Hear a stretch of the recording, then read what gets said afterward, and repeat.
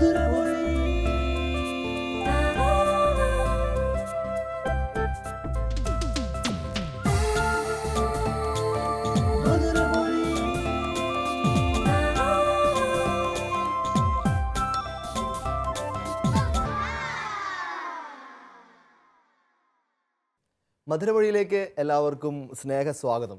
എൻജിസ് army മിനിസ്ട്രിയുടെ കുടുംബങ്ങൾക്ക് വേണ്ടിയുള്ള ഒരു സ്വർഗീയ സമ്മാനം മധുരമൊഴി. ഇവിടെ നടക്കുന്ന മധുരകരമായ സംസാരങ്ങളും തിരുവചനങ്ങളും വിശുദ്ധ ജീവിതത്തിലെ അനുഭവങ്ങളും രസകരമായ സംഭവങ്ങളും എല്ലാം നിങ്ങളുടെ കുടുംബജീവിതത്തെയും കൂടുതൽ മാധുര്യകരമാക്കുന്നുവെന്ന് ഞങ്ങൾ വിശ്വസിക്കുന്നു. ഇന്ന് നമ്മോടൊപ്പം ഈ മധുരമൊഴി കൂടുതൽ മധുരമാക്കാനായിട്ട് വീണ്ടും വന്നു ചേർന്നിരിക്കുന്നത് നമ്മുടെ ബഹുമാനപ്പെട്ട ജോർജ് ഗ്ലോറിയ ചേട്ടനാണ്. ചേട്ടൻ്റെ സ്നേഹപൂർവ്വം മധുരമൊഴിയിലേക്ക് സ്വാഗതം ചെയ്തുകൊള്ളുന്നു. അതോടൊപ്പം തന്നെ നമ്മളൊപ്പം വന്നിരിക്കുന്ന കുടുംബം വടകരയിൽ നിന്നുള്ള ഡോക്ടർ ചെറിയാനും മഞ്ജു ചേച്ചിയുമാണ്. പലതവണ നമ്മോടൊപ്പം വന്നിരുന്ന് നമുക്ക് ഒത്തിരി ദൈവാനുഭവങ്ങൾ പകർന്നു തന്ന കുടുംബമാണ്. സ്നേഹപൂർവ്വം നിങ്ങളെയും രണ്ടുപേരെയും മധുരമൊഴിയിലേക്ക് സ്വാഗതം ചെയ്തിരുന്നു. എല്ലാവർക്കും ഒരിക്കൽ കൂടി ഈ രസകരമായ സംസാരത്തിലേക്കും ദൈവാനുഭവത്തിൻ്റെ മണിക്കൂറുകളിലേക്കും സ്നേഹ സ്വാഗതം. ഞാൻ എൻ്റെ സെമിനാരി ജീവിതത്തിൻ്റെ അവസാന ഭാഗങ്ങൾ പഠിച്ചത് നോർത്ത് ഈസ്റ്റിലെ ഷില്ലോങ്ങിലാണ്. ഒരു ഡോൺ ബോസ്കോ സെമിനാരിയിലായിരുന്നു. അവിടെ വെച്ച് ഞങ്ങൾ പല സഭകളിൽപ്പെട്ട സന്യാസഭകളിൽപ്പെട്ട രൂപതകളിൽപ്പെട്ടവരൊക്കെ ഒരുമിച്ചാണ് പഠിക്കുന്നത്. എൻ്റെ ഏറ്റവും അടുത്തൊരു സുഹൃത്ത് ഒരു MCBS അച്ഛനായിരുന്നു. അന്ന് ബ്രദറാണ്, ഞങ്ങളെല്ലാം ബ്രദർമാരായിരുന്നു. ഒരു ബ്രദർ മനു, അത് നല്ല തമാശക്കാരനും നല്ല രസികനൊക്കെയാണ്.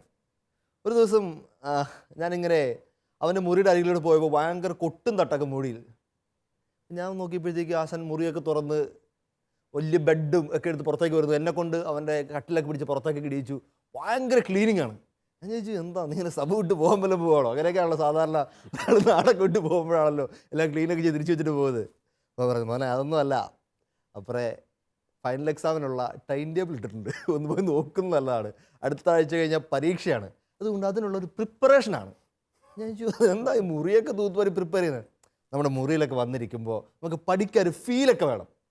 ഞാൻ നല്ല മടിയനായിരുന്നതുകൊണ്ട് ഞാൻ എൻ്റെ മുറിയും അവനെ കൊണ്ട് തൂത്തിച്ച് എല്ലാം വൃത്തിയാക്കി. ഞാനും എൻ്റെ മുറിയിൽ പരീക്ഷയുടെ ആ ദിവസങ്ങളിൽ പോയപ്പോഴത്തേക്ക് കണ്ട സിറ്റുവേഷനെ ഭയങ്കരമായിട്ട് സ്വാധീനിച്ചു.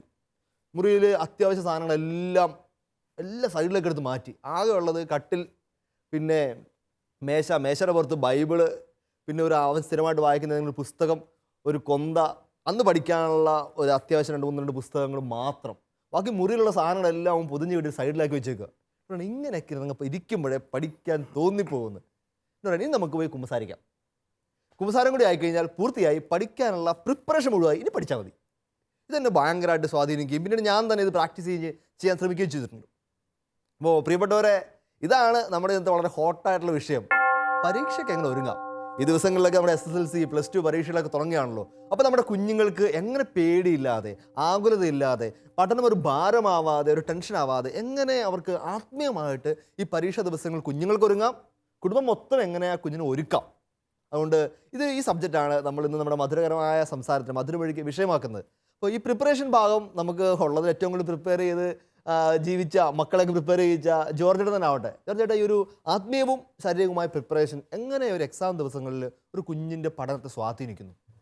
എനിക്ക് തോന്നുന്നു അച്ഛനാ മനു ബ്രദറിൻ്റെ, ഇപ്പം മനു ഫാദർ ആയിരിക്കും. അച്ഛൻ നോർത്ത് ഈസ്റ്റിലെ മിഷനിലെ തീഷ്ണതയുള്ള മിഷണറിയാണ്.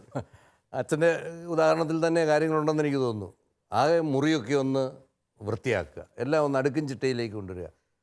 അതിൽ ഏറ്റവും പ്രധാനപ്പെട്ട ഒരു അടുക്കും ചിട്ടയും നമ്മുടെ ഉള്ളിലാണ് നടക്കേണ്ടിയിരിക്കുന്നത്, പുറത്ത് അതിൻ്റെ ഒരു എക്സ്പ്രഷൻ എന്നുള്ള നില.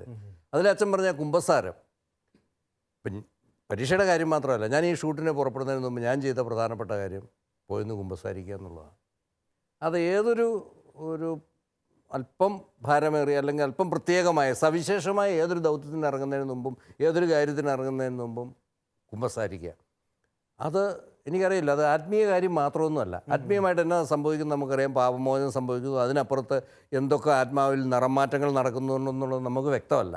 പക്ഷേ മാനസിക തലത്തിൽ അത് വലിയ ഒരു റിലീഫ് തരുന്നുണ്ട്. അത് നമുക്ക് ഒരിക്കലും നിഷേധിക്കാനാവില്ല. ഇങ്ങനെ ഒരു പ്രിപ്പയർഡായിട്ടുള്ളൊരു മനസ്സിലേക്കാണെങ്കിൽ ഈ പഠിക്കാൻ ഉപയോഗിച്ച സമയം കൊണ്ട് ഉപയോഗമുണ്ടാവും. നമ്മൾ പലപ്പോഴും പഠിക്കാനെടുക്കുന്ന സമയത്തിൻ്റെ അളവിന് വേണ്ടിയിട്ടാണ് നമ്മൾ ഒത്തിരി ടെൻഷൻ എടുക്കാറുള്ളത്. എത്ര സമയം പഠിച്ചു അല്ല, എത്ര ക്വാളിറ്റി ഉണ്ട് നമ്മൾ ആ പഠിക്കുന്ന ടൈമാണ്, അതാണ് പ്രധാനം.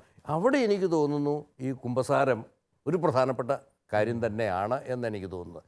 ആ ഒരു രീതിയിലേക്ക് വന്നു കഴിഞ്ഞാൽ പിന്നെ വീട്ടിൽ ചെയ്തു കൊടുക്കാവുന്നത്, ഇപ്പോൾ കുഞ്ഞുങ്ങൾ പരീക്ഷയ്ക്ക് പോകാൻ നേരത്ത് വീട്ടിൽ ചെയ്തു കൊടുക്കാവുന്നത്, ആ കുറേ ദിവസങ്ങളിലേക്കെങ്കിലും ആ TV യുടെ പ്ലഗ് ഒന്ന് അല്ലെങ്കിൽ ആ കേബിൾ ഒന്ന് ഊരിയിടുക. അങ്ങനെ പറയണ്ട കേട്ടാ. അല്ലെങ്കിൽ തന്നെ നമ്മുടെ മജോറിറ്റി വീടുകളിലും കൊച്ചു 10ാം ക്ലാസ്സിലേക്ക് കയറുമ്പോഴും പ്ലസ് ടുവിലേക്ക് കയറുമ്പോഴും ആ 2 വർഷത്തേക്ക് TV ഒന്നും ഇല്ല. അതൊക്കെ നമ്മുടെ ഒരു കൾച്ചറിന്റെ ഭാഗമായി വന്നിരിക്കുന്നത്. നല്ല കാര്യമാണത്. കാരണം അതൊക്കെ ഒരു ഡിസ്ട്രാക്ഷനിൽ നിന്ന് ഒഴിവാകുക. അതാണ് ഇപ്പോൾ പറഞ്ഞത്. അച്ഛൻ അവിടെ പറഞ്ഞില്ലേ, ആ ബൈബിൾ എടുത്ത് വെച്ചു, പഠിക്കാനുള്ള പുസ്തകം എടുത്ത് വെച്ചു, അന്ന് പഠിക്കേണ്ട നോട്ട് വെച്ചു. ഇത് ജീവിതത്തിൻ്റെ തന്നെ ഒരു കാര്യം. അവരുടെ സംബന്ധിച്ചുള്ള അവരുടെ ശ്രദ്ധ അങ്ങോട്ട് വരിക. അപ്പോൾ അങ്ങനെ മറ്റുള്ളവരുടെ ചില ത്യാഗങ്ങളൊക്കെ വേണ്ടി വരും അവർ. പിന്നെ പഠിച്ചുകൊണ്ടിരിക്കുന്നവരെ കൂടുതൽ ഡിസ്ട്രാക്ട് ചെയ്യുന്ന മറ്റു കാര്യങ്ങളിലേക്കൊക്കെ കഴിവിൻ്റെ പരമാവധി ഒഴിവാക്കുക.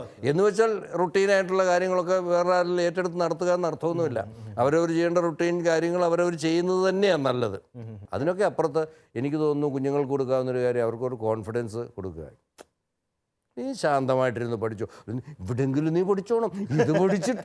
ഇതാണ് അപ്പന്മാരും അമ്മമാരും ഒക്കെ ചെയ്യുന്ന ഏറ്റവും വലിയ ക്രൂരകൃത്യം. എനിക്ക് സെമിനാരിൽ പോയപ്പോൾ ഏറ്റവും വലിയ ആശ്വാസം, വീട്ടിൽ വെച്ച് എക്സാമിന് തലേദിവസമൊക്കെ നമ്മൾ നിർബന്ധിച്ച് കളിക്കാനൊന്നും വിടത്തില്ലോ. എന്നെ ഗ്രൗണ്ടിൽ നിന്നൊക്കെ അമ്മ തല്ലിക്കൊണ്ടൊക്കെ വന്നിട്ടുണ്ട്. പരീക്ഷയുടെ തലേദിവസം, SLCയുടെ തലേദിവസമൊക്കെ. സെമിനാരിൽ പോയപ്പോൾ സന്തോഷം എന്താണെന്നറിയാമോ, പരീക്ഷയുടെ തലേദിവസവും ഞങ്ങൾ കളിക്കാൻ പോകും. റുട്ടീനായിട്ട് അതിന് വലിയ പ്രശ്നമുള്ള കാര്യമൊന്നും അല്ല. അപ്പോൾ നമുക്ക് ഭയങ്കര സന്തോഷമായിരുന്നു. നമുക്ക് നമ്മുടെ കുടുംബത്തിലേക്ക് വരാം. ഇപ്പോൾ നിങ്ങളുടെ മക്കള്, നിങ്ങൾക്ക് 6 മക്കളാണല്ലോ. 6 മക്കൾ, 5 മക്കൾ. അപ്പോൾ 5 മക്കളിൽ എല്ലാവരും 2, 3 ഒരാളൊഴിച്ച് ബാക്കി എല്ലാവരും തന്നെയൊക്കെ പഠനത്തിൻ്റെ ആദ്യ മേഖലകളൊക്കെ സ്റ്റാർട്ട് ചെയ്തു. 10 കഴിഞ്ഞല്ലോ കുഞ്ഞുങ്ങളൊക്കെ. അപ്പോൾ നിങ്ങളുടെ വീട്ടിൽ എങ്ങനെയാണ് ഈ ഒരു പ്രിപ്പറേഷൻ പാർട്ട്? ഒരു കാര്യം എന്ന് വെച്ചാൽ കുടുംബങ്ങൾക്ക് ഒത്തിരി ഉപകാരമാണ്. കാരണം ഈ ദിവസങ്ങളിൽ പരീക്ഷ തുടങ്ങുകയാണല്ലോ. ഞങ്ങൾ എപ്പോഴും എന്താന്ന് പറഞ്ഞാൽ കുട്ടികളോട് അന്വേഷിക്കുന്ന പഠനത്തെക്കാളും കൂടുതലായിട്ട് നീ കുമ്പസാരിച്ചോടി, അങ്ങനത്തെ ഒരു കാര്യമാണ്. കാരണം എന്താന്ന് പറഞ്ഞാൽ ജോർജേട്ടൻ പറഞ്ഞ പോലെ തന്നെ അതിലൊരു മെന്റൽ ഹീലിംഗും ഉണ്ട്, ഒരു ഫിസിക്കൽ ഹീലിംഗും ഉണ്ട്. അവന്റെ സ്ലേറ്റ് അങ്ങ് ക്ലീൻ ആവുകയാണ്. ഒരു ഡോക്ടറിന്റെ ഭാഷയാണ്. നന്നായിരിക്കുന്നു. അപ്പൊ എന്താന്ന് പറഞ്ഞാൽ പഠനം കുറച്ചുകൂടി എളുപ്പമാവും. കാരണം അവന്റെ മനസ്സ് ഫ്രീ ആണ്.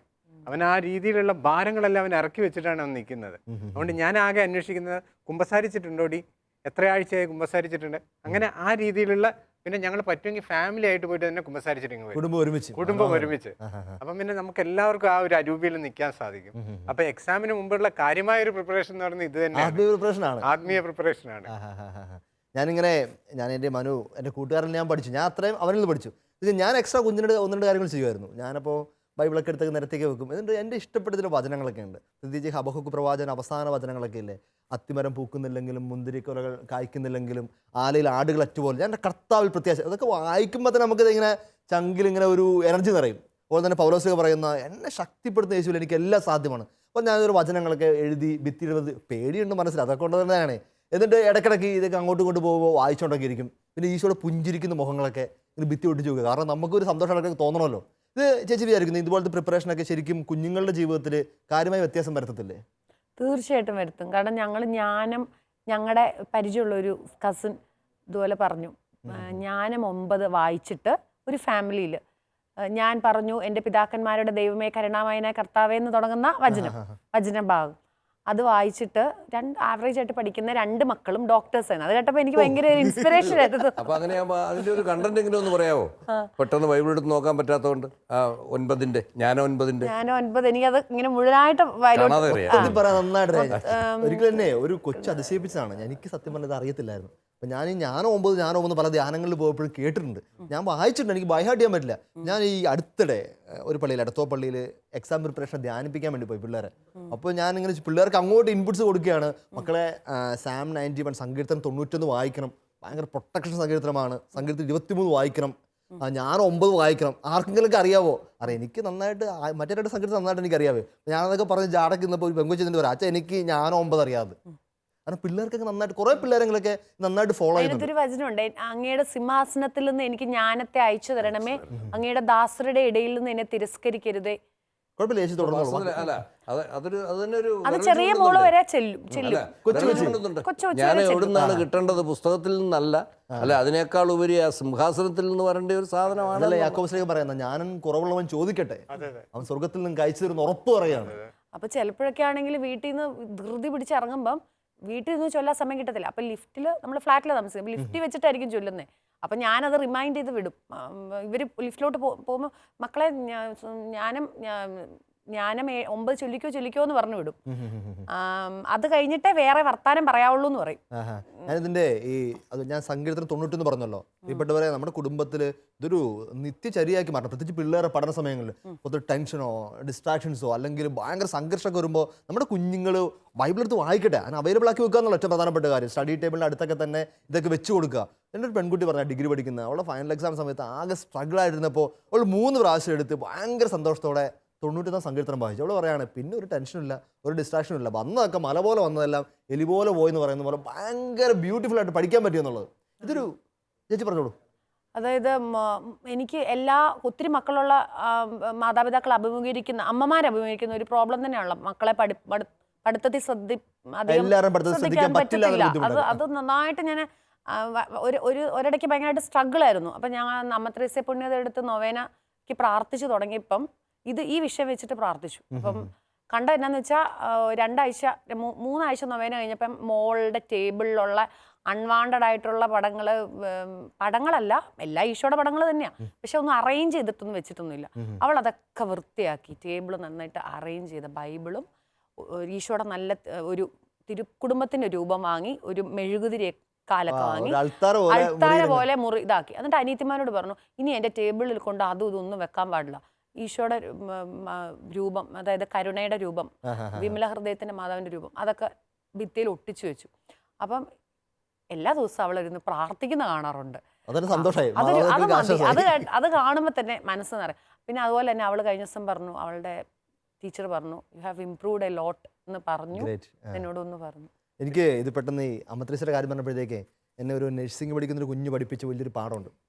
അവൾ പറയാം, അവൾ ഇങ്ങനെ സംസാരിച്ചു പഠനത്തിൻ്റെ കാര്യങ്ങൾ സംസാരിച്ചപ്പോഴത്തേക്ക് അവൾ പറയണം, ഞാനൊക്കെ വളരെ ആവറേജ് കുഞ്ഞായിരുന്നു, പഠിക്കാൻ വലിയ കഴിവുള്ള ആളൊന്നുമല്ല, പക്ഷെ ഞാൻ പഠിച്ച് നല്ല വിജയം നേടിയതിന് പിന്നിലെ രഹസ്യം ഞാൻ ഒരു സ്പിരിച്വൽ ബ്ലാക്ക് മെയിലിംഗ് നടത്തുമായിരുന്നു. എനിക്ക് ഇതുപോലത്തെ ടൈമുകളൊക്കെ ഭയങ്കര സന്തോഷമാണ്. അവിടെ spiritual black mailing, spiritual black mailing. എനിക്ക് 10 സബ്ജക്റ്റ് ഉണ്ടെങ്കിൽ 10 സബ്ജക്റ്റും ഞാൻ 10 വിശുദ്ധരെ അങ്ങ് ഏൽപ്പിക്കും. ഇപ്പോൾ ഫോർ എക്സാമ്പിൾ, ഇപ്പോൾ എനിക്ക് പഠിക്കാൻ ബുദ്ധിമുട്ടുള്ള സബ്ജക്റ്റ് ഞാൻ ചാവർപിതാവിനെ അങ്ങ് ഏൽപ്പിച്ചു. അപ്പോൾ അവൾ പറയുന്നത് ഞാൻ സെലക്ഷൻ നടത്തും വിശുദ്ധരെ, കാരണം പഠനമായിട്ട് ബന്ധപ്പെട്ട കുറേ വിശുദ്ധരുണ്ടല്ലോ, ചാവർപിതാവ് അല്ലെങ്കിൽ ബെർക്കുമാൻസ്, അലോഷ്യസ്, അക്വൈനസ്, അഗസ്റ്റിനോസ്, ഇങ്ങനെയുള്ള കുറേ പഠനമായിട്ട് ബന്ധപ്പെട്ട വിശുദ്ധന്മാരുണ്ട്. അപ്പോൾ അവൾ പറയുകയാണ്, ഞാൻ ഇങ്ങനെയുള്ള വിശുദ്ധന്മാരൊക്കെ തപ്പിയെടുത്തിട്ട് ഓരോ സബ്ജക്റ്റ് ഓരോരുത്തരും കൊടുക്കും.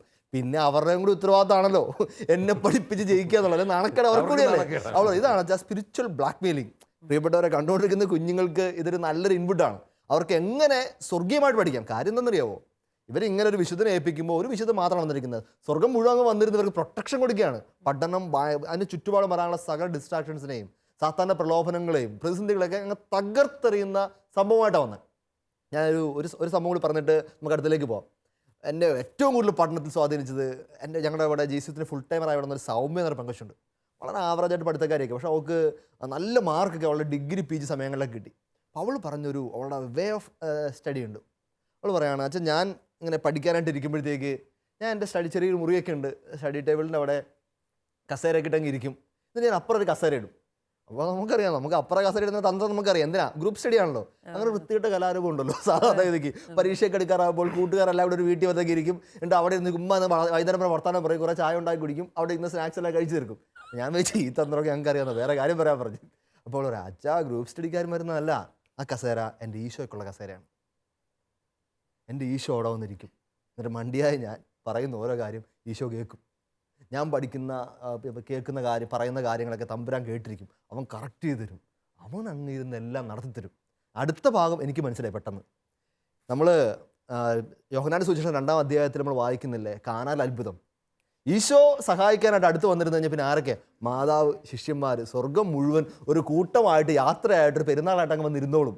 ഇതിൽ കൂടുതൽ പഠിക്കാൻ എന്ത് ആംബിയൻസാണ് വേണ്ടത്. നമുക്കിനി പിള്ളേരുടെ പഠനമായിട്ട് ബന്ധപ്പെട്ടതായതുകൊണ്ട് ഡോക്ടറിൻ്റെ ചില സാങ്കേതികമായ അഭിപ്രായങ്ങൾ നമുക്ക് ആവശ്യമുണ്ടല്ലോ.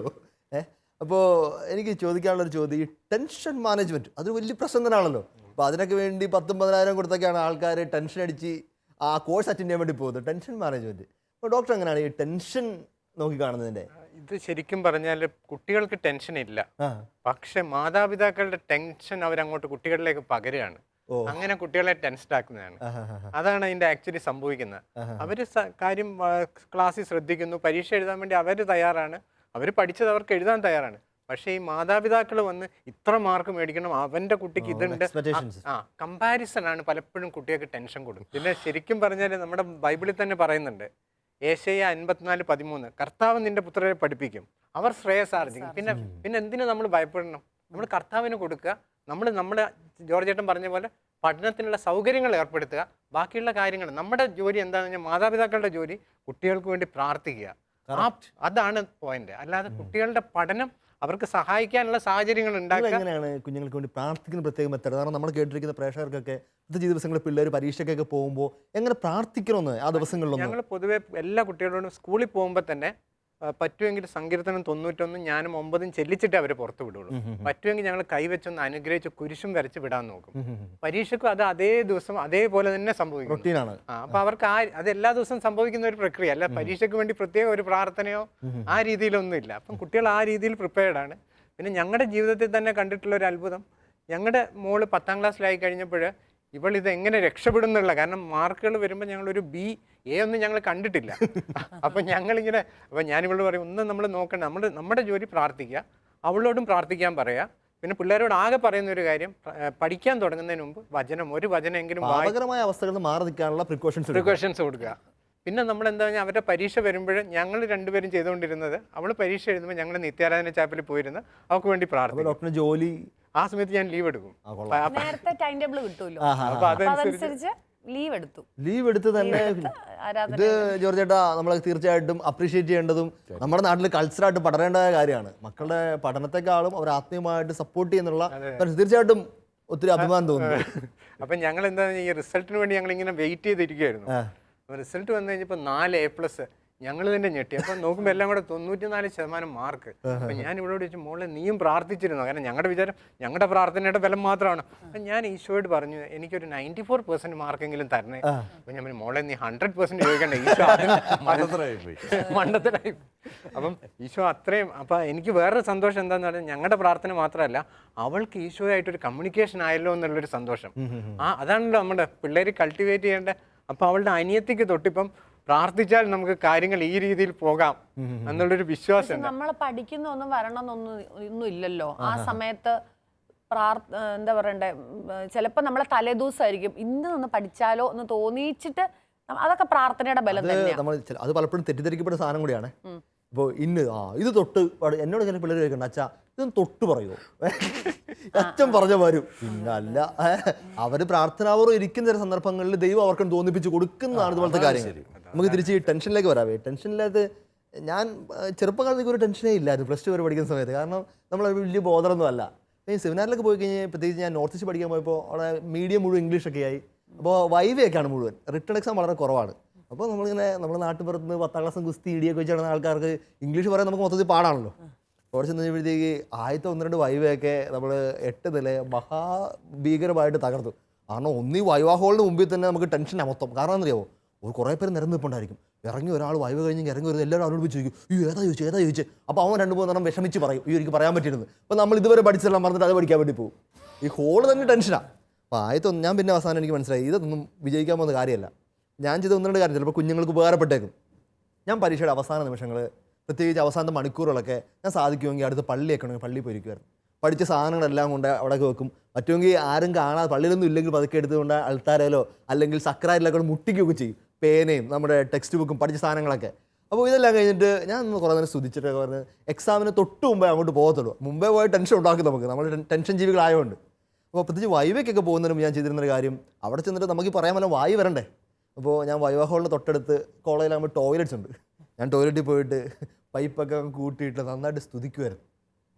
എൻ്റെ പൊന്നു പരിശുദ്ധാത്മാവേ, ഒരു നിർവാഹമില്ല, നമ്മളിതൊക്കെ പറഞ്ഞ് നന്നായിട്ടൊക്കെ സ്തുതിക്കും. അവിടെ നിന്ന് ഇറങ്ങി വരുമ്പോഴത്തേക്ക് നമുക്കൊരു ഉറപ്പാണ്, ഇനി എന്ത് വന്നാലും ആത്മാവ് നമ്മളെ കത്തിച്ചോളൂ എന്ന്. എനിക്ക് അത് ഭയങ്കരമായിട്ട് ടെൻഷൻ റിലീസിങ്ങിൻ്റെ മേഖലയിൽ ഭയങ്കരമായിട്ട് സ്വാധീനിച്ച കാര്യം, പരിശുദ്ധാത്മാവിൻ്റെ ഒരു ഭയങ്കര ബലവും ഉറപ്പൊക്കെ. ശരിക്കും പറഞ്ഞാൽ നമ്മൾ പലപ്പോഴും മറന്നു പോകുന്ന ആളും പരിശുദ്ധാത്മാവിനെ തന്നെ. നമ്മൾ ഈശോയോടൊക്കെ പ്രാർത്ഥിക്കും, വിശുദ്ധരുടെ മാധ്യസ്ഥ കുടിക്കും, പക്ഷേ ആരാ? പരിശുദ്ധാത്മാവാണ്. ഈശോ തന്നെ പറഞ്ഞു, ഞാൻ പോയി കഴിയുമ്പോൾ സഹായകൻ വരും, അവൻ നിങ്ങളെ ജ്ഞാനത്തെപ്പറ്റി നീതിയെപ്പറ്റി പഠിപ്പിക്കും. ജോർജേട്ടാ, ഈ ഒരു പരിശുദ്ധാത്മാവിൻ്റെയും പഠനവുമായിട്ടുള്ള ജ്ഞാനവുമായിട്ട് ബന്ധപ്പെട്ട റോളൊന്ന് കുഞ്ഞുങ്ങൾക്ക് വേണ്ടി ഒന്ന് പറഞ്ഞു കൊടുക്കാമോ? ക്രമമാണ് എനിക്ക് തോന്നുന്നത് ഏറ്റവും പ്രധാനപ്പെട്ട കാര്യം. പ്രപഞ്ച സൃഷ്ടിയെക്കുറിച്ച് തന്നെ പറയുന്നത് ക്രമത്തിലായിരുന്നു. വെള്ളത്തിന് മുകളിൽ അരൂപി അടയിരുന്നു എന്നാണ് പറയുന്നത്. അപ്പോൾ വെള്ളം എന്നുള്ളത് ബൈബിളിലെ ആ യൂസേജിനകത്ത് അർത്ഥം ക്രമരഹിതമായ അവസ്ഥയാണ്. അല്ലാതെ പ്രപഞ്ചം സൃഷ്ടിക്കപ്പെട്ടിട്ടില്ല, കരയും വെള്ളവും ഒന്നും ഉണ്ടായിട്ടില്ല. അപ്പോൾ ജലത്തിൻ്റെ മേൽ അരൂപി അടയിരുന്നു എന്ന് പറയുമ്പം നമ്മളീ പറയുന്ന H2O വെള്ളമല്ല, ഒരു ക്രമമില്ലാത്ത അവസ്ഥ. ആ അവസ്ഥയുടെ മേൽ പരിശുദ്ധാത്മാവ് വന്നിരുന്നു കഴിയുമ്പോൾ അത് ആ ക്രമമാകുമ്പോഴാണ് സൃഷ്ടി സംഭവിക്കുന്നത്.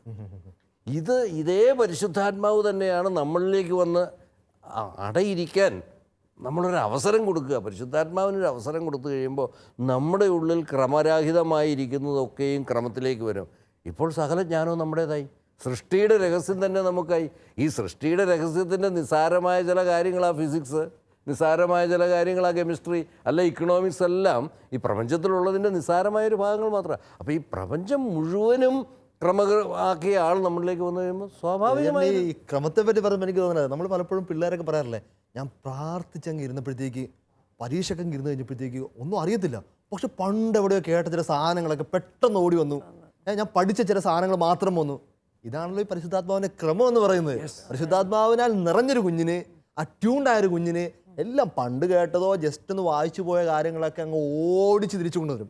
നമ്മളെല്ലാവരും വിശുദ്ധ വിൻസെൻ്റ് പള്ളോട്ടിയെ പറ്റി കേട്ടിട്ടുണ്ട്. പള്ളോട്ടിയൻ സഭയുണ്ട്, എല്ലാം വലിയ ഇച്ചിരി ഹൈ ആയിട്ടുള്ള പഠിത്തമൊക്കെ ഉള്ള സ്ഥലങ്ങളാണ്. വിൻസെൻ്റ് പള്ളോട്ടിക്ക് എനിക്ക് തോന്നുന്നു ഡബിൾ ഡോക്ടറേറ്റ് ആയിട്ടുണ്ടെന്ന് തോന്നുന്നു. പക്ഷേ ഈ വിശുദ്ധൻ്റെ ബാല്യകാല അനുഭവം പറയുകയാണെങ്കിൽ ഭയങ്കര തമാശയാണ്. ഒന്നും പഠിക്കാൻ പറ്റുന്ന കൊച്ചായിരുന്നു, ഒന്നും പഠിക്കാൻ. ഞാൻ നന്നായിട്ട് പരിശ്രമിക്കും, നന്നായിട്ട് ക്ലാസ്സിൽ പോകും, അല്ലാതെ അറ്റൻഡ് ചെയ്യും, ടീച്ചേഴ്സിനൊക്കെ അവർ പെറ്റാണ്, കാരണം നന്നായിട്ട് അവൻ പഠിക്കും. പക്ഷേ അവനൊന്നും ഓർമ്മ കിട്ടുന്നില്ല, പഠിക്കാൻ ഭയങ്കര ബുദ്ധിമുട്ട്. ആ ഇടയ്ക്കാണ് അവൻ്റെ അമ്മ എവിടുന്ന് അറിഞ്ഞിട്ട് പരിശുദ്ധാത്മാവിൻ്റെ ജപം അവനെ പഠിപ്പിച്ചത്. അമ്മയും അവനും കൂടി പരിശുദ്ധാത്മാവിൻ്റെ ജപവും പ്രാർത്ഥനകളൊക്കെ ചൊല്ലി എന്നിട്ട് പറയുന്നു അവൻ വൻ വിജയം നേടുകയും ഡബിൾ ഡോക്ടറേറ്റ് കിട്ടുകയും ചെയ്യുന്നു പറഞ്ഞു. പരിശുദ്ധാത്മാവിൻ്റെ ഭയങ്കര ശക്തിയുണ്ട്. ഈ ഒരു പ്രെയർഫുൾ സപ്പോർട്ട്, പരിശുദ്ധാത്മാവിൻ്റെ ബലം, സ്വർഗത്തിൻ്റെ സാന്നിധ്യമൊക്കെ നമ്മുടെ കുഞ്ഞുങ്ങളുടെ ജീവിതത്തിലും പഠന ദിവസങ്ങളിലൊക്കെ ഒന്ന് വ്യക്തമാകുന്ന എന്തെങ്കിലും അനുഭവങ്ങളുണ്ടോ? പലപ്പോഴും അവർ പറയാറുണ്ട്, നമ്മൾ കുമ്പസാരിച്ച് കുർബാനയെല്ലാം കൈക്കൊണ്ട് ആ ദിവസങ്ങളിലൊക്കെ അവർക്ക് കൂടുതൽ നന്നായിട്ട് പഠിക്കാൻ പറ്റിയൊരു ഇത് പറയാറുണ്ട്. പിന്നെ അതുമാത്രമല്ല, ഈ പരീക്ഷയ്ക്ക് അവർ പഠിച്ച പല കാര്യങ്ങളും ഓർമ്മിക്കുന്നത് തന്നെ ഓർമ്മയിലേക്ക് പെട്ടെന്ന് വരും. അപ്പോൾ ആ രീതിയിൽ പരിശുദ്ധാത്മാവിൻ്റെ ഒരു ഇടപെടൽ. പിന്നെ നമ്മളാണേലും തീക്ഷ്ണമായിട്ട് പ്രാർത്ഥിക്കുക. പരീക്ഷയുടെ സമയത്ത് എൻ്റെ കുഞ്ഞുങ്ങൾക്ക് പരിശുദ്ധാത്മാവ് ബുദ്ധിയുടെ പ്രകാശം കൊടുക്കണേ. അപ്പം നമ്മൾ എത്ര തീക്ഷ്ണമായിട്ട് പ്രാർത്ഥിക്കുന്ന അതിൻ്റെ ബലം നമുക്ക് നമ്മുടെ കുഞ്ഞുങ്ങളിൽ പരീക്ഷ കഴിഞ്ഞ് വരുമ്പോഴേ അച്ഛാ പലതും ഞാൻ ഓർത്ത് എഴുതുമായിരുന്നു എന്നൊക്കെ പറയും. അപ്പം നമുക്കറിയാം നമ്മുടെ ആ ഒരു, അപ്പം ശരിക്കും ഒരു തീക്ഷ്ണത, പരിശുദ്ധാത്മാവിനെ കിട്ടാൻ വേണ്ടിയിട്ടുള്ള ഒരു തീക്ഷ്ണത. സാർ ആ ചാലിട്ട് തരികയായിരുന്നു എങ്ങനെ പരിശുദ്ധാത്മാവിനെ കിട്ടാന്നുള്ളത്. എല്ലാ ദിവസവും വചനം വായിക്കുക, നമ്മളതെല്ലാം തുടങ്ങിയത്. പ്രത്യേകിച്ച് പരീക്ഷ ദിവസങ്ങൾ വചനം തുടർച്ചയായിട്ട് വായിക്കുക.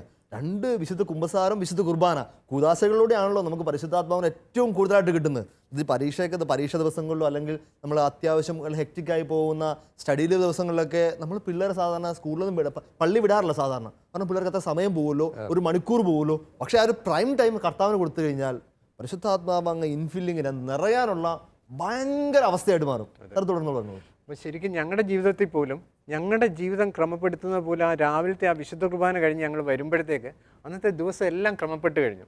അത് ശരിക്കും ആ ഒരു കൂദാശയുടെ ആ ഒരു വിശുദ്ധിയും ആ ഒരു പരിശുദ്ധതയും ആ ബലവും നമ്മളെ മുമ്പോട്ടേക്ക് നയിക്കുകയാണ്. അല്ലെങ്കിൽ നമുക്ക് ഈ 5 കുട്ടികളെ ക്രമപ്പെടുത്തി കൊണ്ടുപോകാൻ തന്നെ ഒരു പ്രയാസമുണ്ട്. പക്ഷേ ഒരു തരത്തിലും നമ്മൾ ഈ 5 പിള്ളേരെയും കമ്പയർ ചെയ്യാറുമില്ല. മാർക്കുകൾ ഇപ്പം ഞാനിപ്പോൾ എൻ്റെ മൂത്ത 2 കുട്ടികളുടെ ആണെങ്കിലും ഇടയ്ക്ക് അവർക്ക് പ്രയാസങ്ങൾ വരും, മാർക്ക് കുറയും. എന്നാലും ഞാൻ പറയും, നിങ്ങൾ നല്ല കുട്ടികളാണ്, നല്ല മനുഷ്യ സ്വഭാവമുള്ള കുട്ടികളാണ്, നിങ്ങളുടെ മാർക്ക് ഞാൻ നോക്കുന്നേ ഇല്ല. പക്ഷേ അച്ഛക്ക് നിങ്ങൾ 2 പേരെ അഭിമാനമുണ്ട്, നിങ്ങളുടെ ക്യാരക്ടർ അത് നിങ്ങൾ നഷ്ടപ്പെടുത്തരുത്. മാർക്ക് അത് ജസ്റ്റ് ഒരു ആപേക്ഷികമായൊരിത്. ബാക്കി നിങ്ങളുടെ വ്യക്തിത്വം, നിങ്ങൾക്ക് നന്മ ചെയ്യാനുള്ള പ്രവണത, നല്ല മനുഷ്യരാക്കിയിട്ട്. അത് ഞാനിപ്പം മൂത്തയാളോടും പറയും, എൻ്റെ ഏറ്റവും ഇളയ ആൾക്ക് ഇപ്പം 10 മാസമേ ഉള്ളൂ. ഇവനെ ആ രീതിയിൽ വളർത്തിക്കോണം, എല്ലാവരെയും സഹായിക്കാൻ പറ്റുന്ന ട്രെയിനിങ് കൊടുക്കാൻ ഏൽപ്പിക്കുകയാണ്. ഈ പരീക്ഷ ദിവസങ്ങളിൽ നമ്മൾ പരിശുദ്ധാത്മാവിനെ പറ്റി പറഞ്ഞു, വചനത്തിൻ്റെ പ്രാധാന്യം പറഞ്ഞു, ഒരു പ്രാർത്ഥന വലിയ കോട്ട കെട്ടുന്നതിനെ പറ്റി പറഞ്ഞു. എനിക്കൊരു മറുഭാവം കൂടി പറഞ്ഞിട്ട് നമുക്ക് നിർത്താൻ തോന്നുന്നു. അതായത് ഈ അനുഗ്രഹങ്ങൾ നമ്മൾ അധ്യാപകരിൽ നിന്ന്, നമ്മുടെ തന്നെ മാതാപിതാക്കളിൽ നിന്ന്, അല്ലെങ്കിൽ നമ്മുടെ ഗ്രാൻഡ് പേരൻസിൽ നിന്ന്, തലതൊട്ടമ്മയിൽ നിന്ന്, തൊട്ടടുത്തുള്ള വൈദികരിലോ അല്ലെങ്കിൽ സിസ്റ്റേഴ്സിൻ്റെ ഒക്കെ പോയി പ്രാർത്ഥനാ സഹായം എനിക്ക് വളരെ പ്രധാനപ്പെട്ടത് തോന്നുന്നു. എനിക്കിതിനെപ്പറ്റി നല്ലൊരു ബോധ്യം വരാൻ കാര്യം, ഞാനൊരു കുറച്ച് നാളുകൾക്ക് മുമ്പ് അധികവും ഹിന്ദുക്കളും മുസ്ലിങ്ങളൊക്കെ പഠിക്കുന്ന ഒരു സ്കൂളിൽ എന്നൊരു പരീക്ഷ ഒരുക്കമായിട്ട് ബന്ധപ്പെട്ട് പേരൻസിനും കുഞ്ഞുങ്ങൾക്കും കൂടി അവരുടെ ഹോൾ ടിക്കറ്റ് കൊടുക്കുന്ന ദിവസമായിരുന്നു ഒരു ക്ലാസ്.